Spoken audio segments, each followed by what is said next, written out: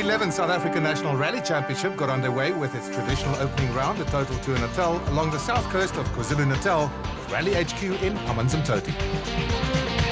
Drawing the most attention was the expected battle between the factory BP Ultimate Volkswagen Polos, the Works Castrol Toyota Auruses, and a plethora of privately entered Ford Fiestas and a pair of Peugeot 207s built to WRC specification. Surprisingly, the first day was not dominated by any of the factory entries, as privateers Mark Cronje, a former Toyota Works driver, and Robin Houghton took the early lead in their Sasol-backed Fiesta and slowly built it up after winning all 5 of the first day's stages. Behind them, BP Volkswagen teammates Herken Fecken, Pierre Aris and Enzo Kuhn, Guy Hodgson had a ding-dong battle for second place, chased by Zimbabwean Konrad Rothenbach and his new French co-driver Nicolas Klinger in their G-Fuel Ford Fiesta. The 2 Castrol Toyota Auruses of Johnny Gemmell, Drew Sturrock and Leroy Poulter, Elvin Coetzee hovered just inside the top 10 as the team considered the event more as a shakedown run, while neither of the 2 brand new Pertec 207s made it into stage 2. Day 2 began with an onslaught from Rothenbach, who won the first 2 stages and moved into second behind Cronje. Rothenbach took the lead from Cronje in stage 10, but in the following stage, disaster struck Cronje when a broken wheel cost him 12 minutes and retirement. This brought BP Volkswagen's Jan Habich with Robert Paisley in the hot seat to within striking distance, and with 2 stages to go, the gap between the 2 cars was a mere 0.3 of a second. On the final gravel stage of the Total Tour Natal, however, a slight misfire in the Polo put all chances of a final stage showdown to rest, and Rothenbach could cruise to an 8.2 seconds victory.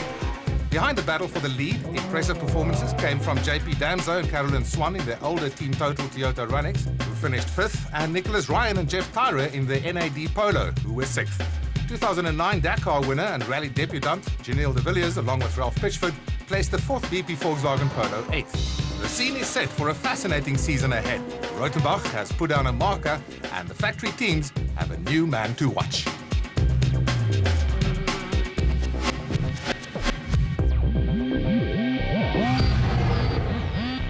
Welcome to the South African Rally Championships Round 1 Total Tour Natal. In this edition, we're going to be taking a look at the Junior Championships, which consist of the Super 1600 and the Super 1400s. Let's go take a look at the drivers and see who is going for the '1 spot. The South African National Junior Rally Championship has been established for this season and will be fought out between the runners in A7, in the new class S1600 in place of A6, and S1400, which replaces A5. A7, N4 and N3 will be phased out this year, although many familiar faces remain. Gugs, reigning champion, downgrade for the next rally, but you've got a lot of work to do with those youngsters. Yeah, look, I mean, I'm really happy that the formation of the rally series has been consolidated in such a way that you've got a bigger group, especially in the Super 1600 class. And I think that's the ideal position that Volkswagen have put me in, and my duties are to go and win the Super 16 class, you know. And hopefully someday it might actually upgrade to a proper car, or should I say an S2000 rather. Karting champ gone rallying. What's happened, Jerian? Yeah, well, we know we're in the karting with Leroy Poulter and Neil Curtis, and obviously Leroy being in the S2000, trying to follow in his footsteps. So it's good, you know, I like the rally. It's really fun, it's exciting, it's challenging, it's good. Very different though, you've got no one to rival you on the track. It's you, the time, and your navigator. Yes, it's totally different from anything I've ever done, you know, completely different from karting, racing. I mean, karting is just you in the car, you don't have to listen to anyone. Yeah, you got this oak talking to you the whole time throughout the stage. It's, you know, it's a whole different ball game. So first off the traditional starting ramp, the A7 BP Volkswagen Vivo of Lucas Zulu and Carl Peskin, followed by Rocky Reinicke and Christa Ackermann in their A7 Volkswagen Polo. Lots of interest at the starting ramp as Craig Trott and Robbie Coetzee in the S1600 Team Total Toyota Runnix take the start, followed by Ashley Haig-Smith and Hilton Orfrey in the Castrol Ford Fiesta. There's Stephanie Hugo along with Angela Shields in their Team Total Toyota Runnix, and we're all set for the action. The first 2 stages towards the west of Umzinto, in the sugarcane fields there, some forest areas, some high speed and some very tight corners. Yeah, I'm looking forward to this, and of course we'll watch out for some reigning champions, including this man, Gugu Zulu. All thumbs up for now. A good start to their rally for Gugu Zulu and Carl Peskin. Of course, they only have one other competitor in A7, and this will be the first and last event that they will travel in this car. Well, they will be at a Super 16 as from the Sasol Rally, so we're looking forward to that as well. So Zulu putting down a great marker as well after stage 1, 7 1:15.6. So everybody else has to go quicker or thereabouts. Will Rocky Reinicke and Christa Ackermann be able to do it in their A7 Volkswagen Polo? I doubt it. And at the end of this stage, they were actually 33 seconds slower than Gugu Zulu and Carl Peskin. Already that's an indication, though, isn't it, Hendrik, that Zulu is certainly on the pace right now and is showing no fear. First of the 1600 cars, it's Chad Conradi and Kes Naidu in their Silverton Engineering Toyota Auris. And they will be setting the benchmark time in S1600. How close will they be to Zulu? Well, very close indeed. They set down a marker after stage 1, 7:22.6. So Chad Conradi, Kes Naidu in the mix already. The Total Evolution car at the moment, Craig Trott, Robbie Kutz here in the Runex, really good. Also, a former multiple A6 champion as well. Yep, and they went slower by 2.6 seconds behind Chad Conradi. And at the end of the second stage, that gap grew a little bit more. Yeah, I know. He really didn't get it all together in the first stage, but was looking for improvement. I guarantee you there'll be plenty in the stages to come. Watch this young man, if Ashley Haig Smith and Hilton Allfrey in their Castrol Fiesta. They are still learning that car. Of course, it's the first event of the season. But this man is very, very promising. Yeah, car 54. I also felt that they got off to a really good start, setting a pretty good, cool time. About 5th fastest, but they could improve on that later on. Ended up 10.4 seconds off the pace. Hugo and Shields, the all-ladies team in the Team Total Toyota Runex. And a lot of people interested in a number of the female teams running in South African Rally. Well, and why wouldn't they be? Every other woman sitting on the couch watching this will be fist pumping. Come on, girls, go for it. They love to navigate, don't they? They're on board with Shields and Hugo. Well, you know, she can pedal. I mean, you can see what she's having to do to steer this car and keep it on the track. It's no easy mug, and of course these roads are very, very difficult. Well, they seem to be just easing into the rally at this stage, not quite keeping the pace of the leaders. On board with Shields and Hugo again, and the closure of stage number 2 finds himself 33 seconds down at the moment, still chasing. Megan Verlaak and Lorraine Duplessis in their S1400 BP Volkswagen Polo, the first of the 1400s, and they will be setting the benchmark in this stage. Another all-ladies team, lots of interest in them.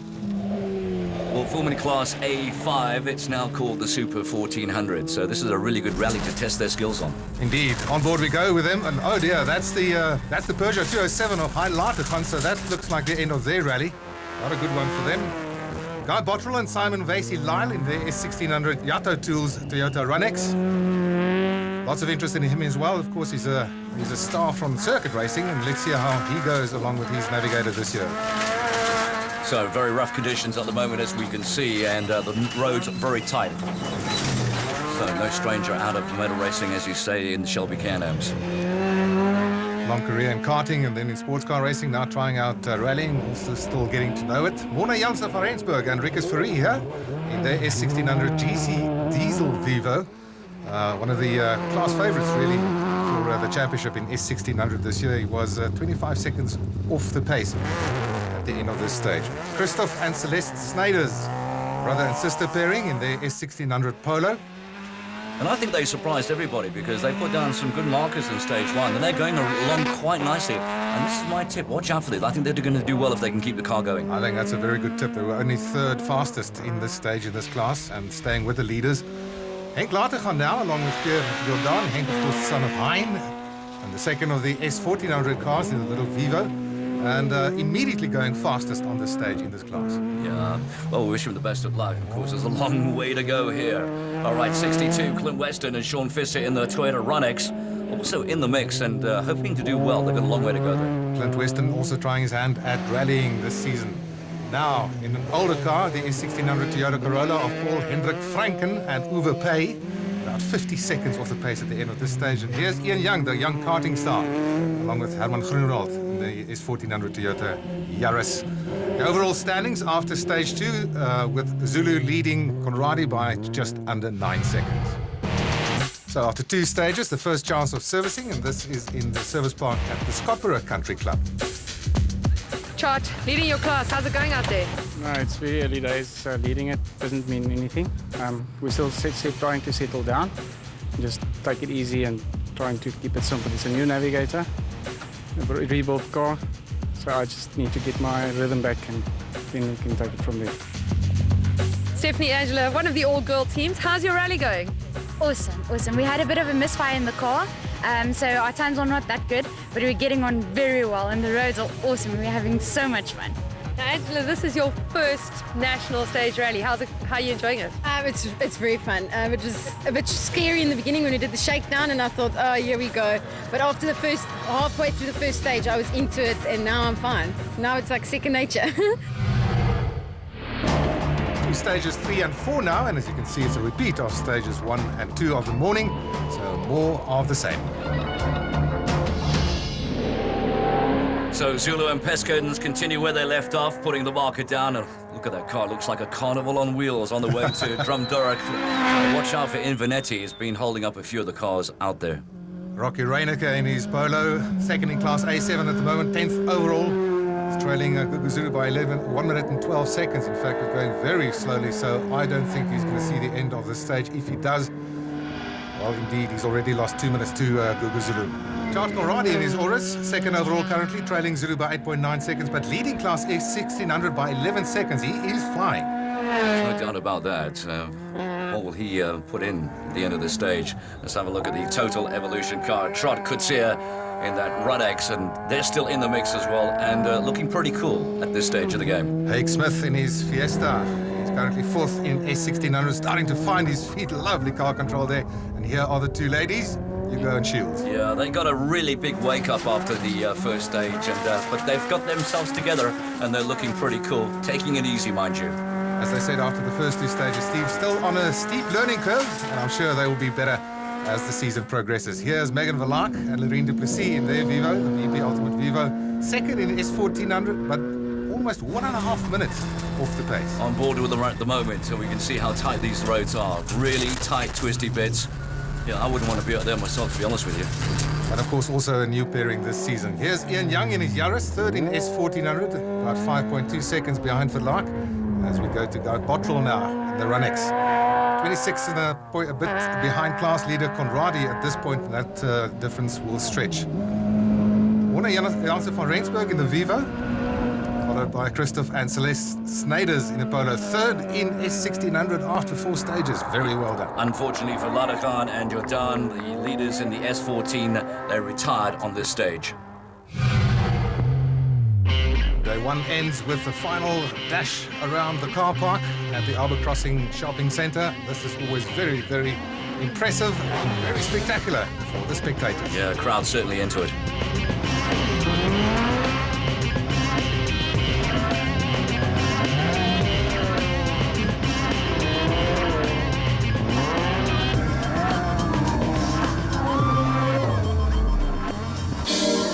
So fantastic nighttime action. Right now, Gugu Zulu and Peskin still lead the charge. A big battle, 13 seconds between 2nd to 5th place, and then coming up in 6th position. Solid placing by Guy and Bottrell. I think the ladies will be happy in 8th ahead of Trent Western.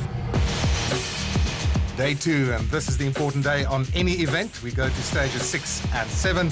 So how are the protagonists going to play it? Are you going to catch up today? I am going to try. Unfortunately, we had a slight mishap in the tar stage last night. I was leading the class, and I went from 1st to 3rd. And for Guy Bottrell, how does rallying compare to circuit racing? Certainly very different. You know, with circuit racing, we get a lot of time to practice on the tracks and get used to what's happening and setting up the car.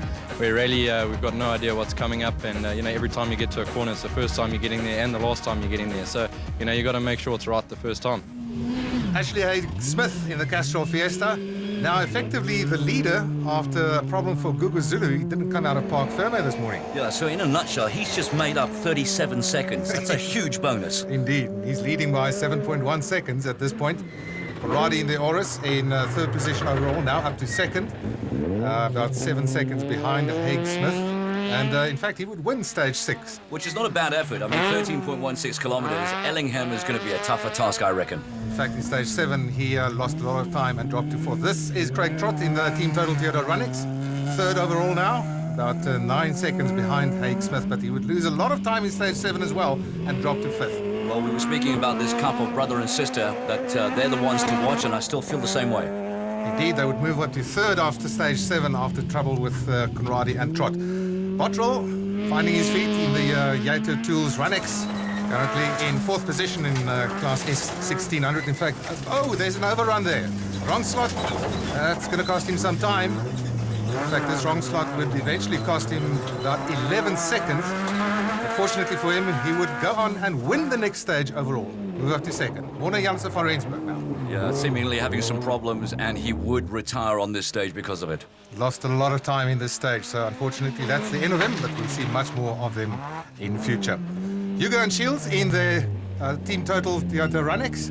Certainly not disgracing themselves at the moment, running in the midfield in Class S 1600. It just goes to show, though, consistency is vital. And if we think about what happened to Zulu, well, these girls are still in it, and we're on board with them right now.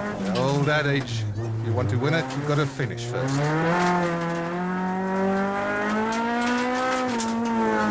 That's certainly wringing the neck of that engine as we go to Ian Young.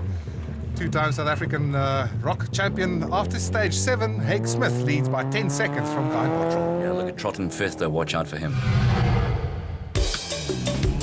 Ashley, we see you coming in with damage. What happened out there? On acute hairpin right, I kind of cut it a little bit too sharp. Thought it was a bit wider, and there was a bank on the inside, and I hooked in. We went to two wheels and drove and brought it back down on another rock. I think that's what broke the wheel, broke the fender off, kind of. Ashley's slip up this morning did affect your lead or your gaining on him? Definitely. I caught up a lot of time on everybody. Yeah, it's just one of the things. The reason, you know, we're just going to carry on going how we are. We're not going to push extremely hard, and we're just going to finish the rally. Moving towards the end of day 2 now, stages 10 and 11, repeating stage 6 and 7. And the first car on the road, Ashley Haig Smith in his Castrol Fiesta. He was leading Class S 1600, but he took a 10-second penalty in stage 9. Then he retook the lead when disaster struck for the leader in stage 11. Yeah, but it's still very, very close. Jacques Conradi in the Oryx X knows it's just a bunch of seconds. I'm sure that the manufacturer Toyota are going to be happy as well. Snyder's pairing third in S1600, moving up to second after stage 11 after the mishap for the rally leader, who is indeed Guy Bottrell in the Yato Tools car, and certainly going well after the mishap of Ashley Haig Smith in stage 9. So this, oh dear! Whoa! Fortunately, a slow roll for the two of them there, but I'm sure that they must be absolutely distraught by that. Ellingham taking no prisoners again. Team total Toyota Runex of Craig Trott, followed by Paul Hendrik Franke and Uwe Pay in a Corolla, currently 6th in 1600. Here's Ian Young, second in S1400, but in 1600 it's Haig Smith by a minute from the Snyder's pairing. A tight battle there for second place. Yeah, Smith regaining the lead, but Bottrell losing 14 minutes. Ashley, developments on the stage. Tell us, what did you see? Oh, well, we got the stage before this, the 21K, a guy climbed away another 3 seconds on us, so we were about 2 seconds behind us. What I've heard from the last stage now is that he's out. Well, he's not out, he's just on his side, so we're hoping that he can get back on the wheels and finish. At least he'll get a good position, but it was a tough battle. The guy, he's really got talent there. Guy, not looking very happy at the moment. No, not at all. We're doing pretty well. I think we were winning the rally, and we had a cute hairpin right, and we did everything right. We came around the corner, I pulled the handbrake to slide the back around, and the cars had dug a deep trench, and the back just got into it, and the car just rolled over very, very slowly. I mean, we were talking while the car was rolling over, so there was no damage on the car, just a broken window, but we couldn't roll it back over, and eventually, you know, after 21 minutes of persevering, we got it back over onto its feet again. But you know, it was a pathetic crash, really, to ruin the whole day. Final 2 gravel stages of the day now. The scene is set for a fantastic battle behind Ashley Haig Smith for second position between the Snyder's pairing and the charging Jacques Conradi. This is Haig Smith. 13.03 kilometers of twisty, windy, loose gravel. It's going to be a nightmare. Well, he's got a comfortable lead at the moment, but this man is on a charge. It's Jacques Conradi in the Oris. He won stages 10, 9, 11, and 12, and 13, in fact. Move up into second position ahead of these two. Christophe and Celeste having a really good rally so far. As does Craig Trott in the Team Total Toyota Runex in a steady 4th position. Franken and Pay in the aging Corolla, 6th in Class S 1600 at the moment. And the only remaining competitor in S1400 after Ian Young retired in stage 11, Megan Verlaque and Lorraine Duplessis. Yeah, 7th overall after 12 stages, so they're still on a mission and they're still going well. And going well. Clint Weston and Sean Fisher in their Runex. So the final stage, once again, the 1 kilometre dash at Arbor Crossing. Thousands of South Coast fans came out, all the residents, to watch this really great highlight of a fantastic rally.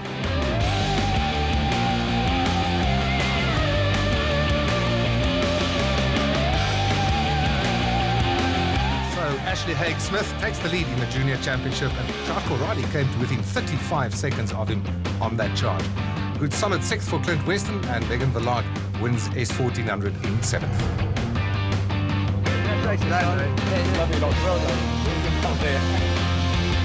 Ashley, you just won the Super 1600. How does it feel? It feels again flipping awesome, eh? So no, yeah, really ecstatic. It feels like my first win, like I did when I was in A5 at Super 1400. So no, I'm really happy. I can't be happier. Now, Lorraine, this was your first rally.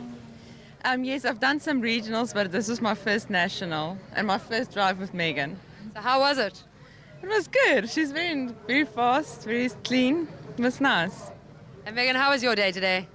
It was better than yesterday, but I still have a lot of room for improvements. So we'll see where we go. And Sassel hopefully I get to learn a bit more and be a bit quicker.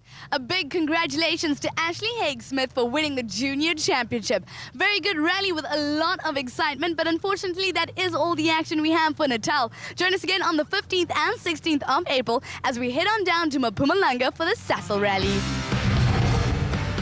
This year sees the 20th running of the Sassel Rally held in the picturesque mountains and forests of Mpumalanga. We're very proud of Sassel's long association with motorsport in South Africa and Sassel's contribution to the development of motorsport in the country. Over the years, Sassel has formed sustainable relationships and partnerships with not only Motorsport South Africa, but with the Mpumalanga community. The impact that this event has on the Mpumalanga environment before, during and after the rally is invaluable.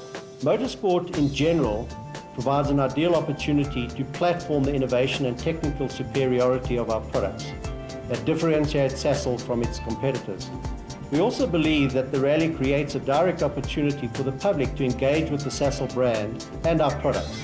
Performance is one of the key selling attributes of Sassel Turbo Fuels and Sasso Techno Oils. The rally provides a live exhibition of the performance association of our fuels and lubricants.